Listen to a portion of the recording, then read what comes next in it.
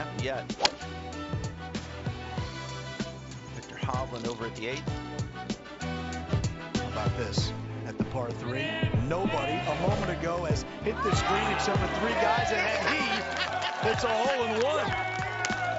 Victor Hovland. How about that? Yesterday, Victor Hovland over the Lowry does it weekend at with the 17. ace Oh, Victor. at the Players, I think. Golf season is happening again, folks. Golf season is here. It's time to care about golf, Players Championship, and whatnot.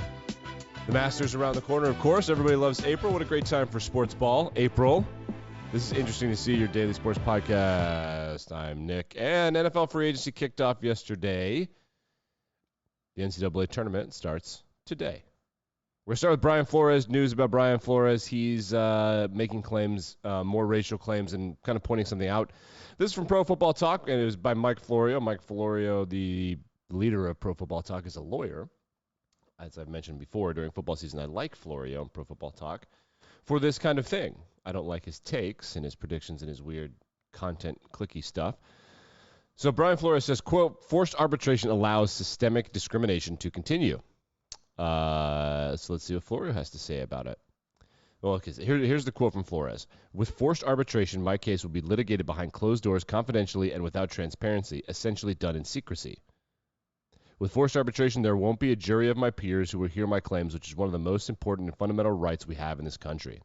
Forced arbitration is the crux of why all forms of discrimination are so prevalent in our country, systemic racism and discrimination. So there's literally a system in place that uses forced arbitration, which essentially allows for discrimination to continue. Forced arbitration allows an employer to hide behind the secret and confidential proceedings. The employer avoids the scrutiny and public accountability. With this system in place, then how can we believe real justice and real change can occur?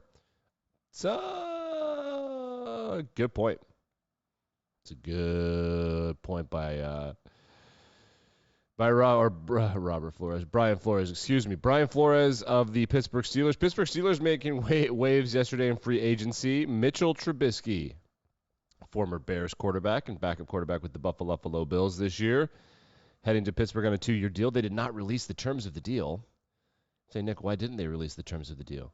Well, because it's going to look really bad. And when I mean bad, I mean it's going to look like he cost a lot of money. And he did. Well, he's a quarterback. So instead of trading for Carson Wentz, which I kind of thought that Pittsburgh was going to do, I mentioned that, they get Mitchell Trubisky, who I think might be better. And if he's not better, he's not worse. And instead of using picks and money on him, they're just going to use money. That makes him, by definition, much cheaper than Carson Wentz. Other big free agency signings, should we go down the list? The number one signing yesterday by most people, C.J. Jackson, the cornerback from the New England Patriots. Nobody since 1980 had more interceptions in their first 4 years in the league than J.C. Jackson. He is now with the Chargers. Carlton Davis, another big cornerback. He's back with the Bucs. The Bucs use the franchise tag. The Chiefs use the franchise tag on Orlando Brown.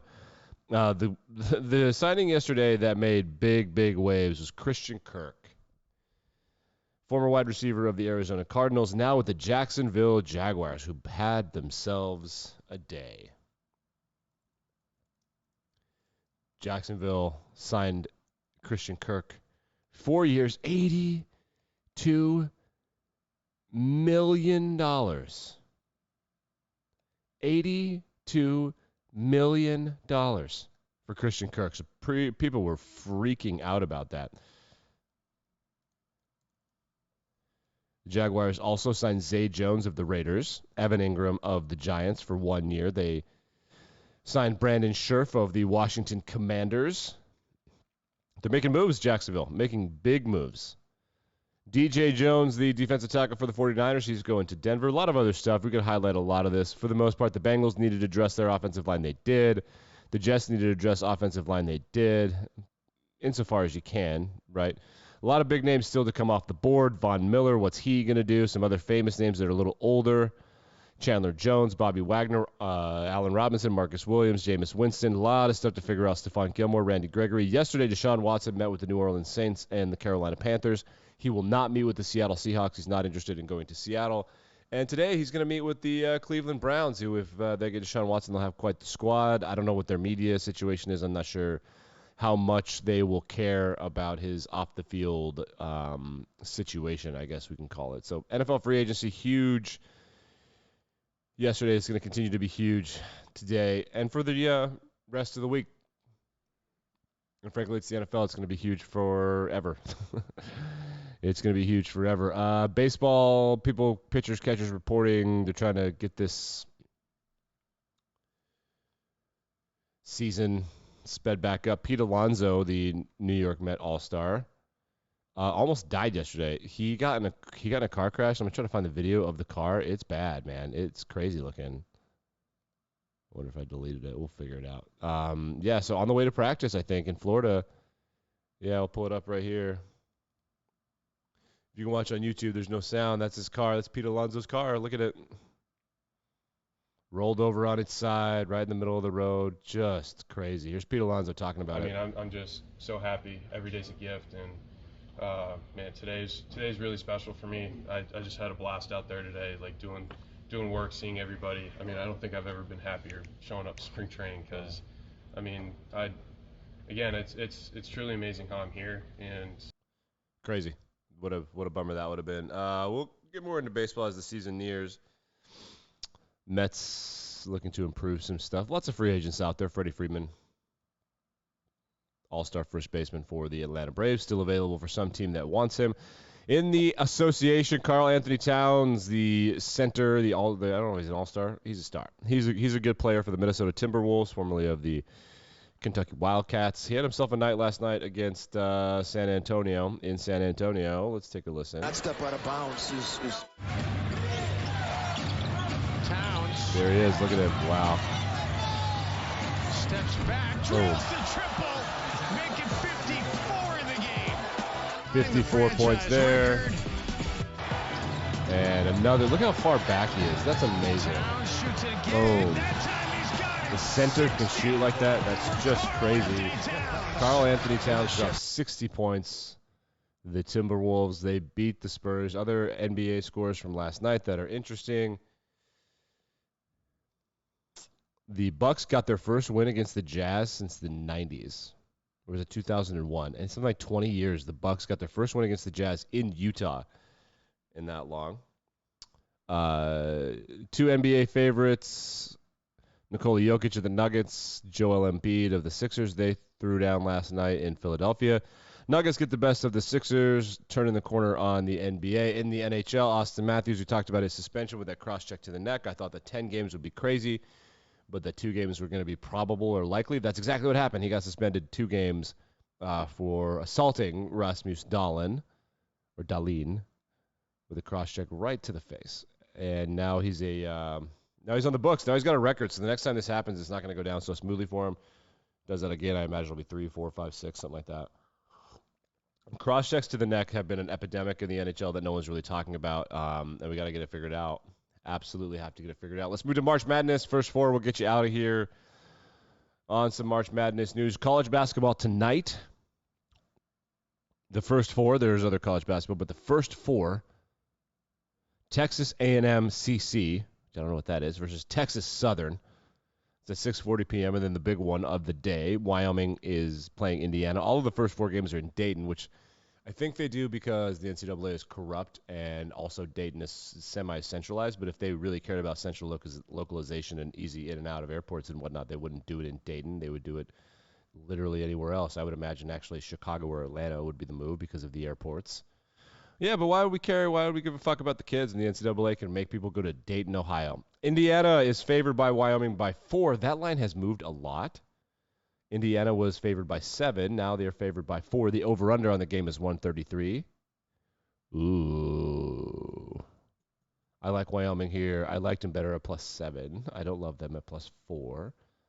Nobody knows who's going to be good. Indiana, you can just bank on them shitting the bed. And Wyoming. But the Mountain West and the Big Ten, they go back and forth of like who's actually the more overrated conference now that the Mountain West had 4 teams in, including the play-in game tonight with Wyoming. I don't know.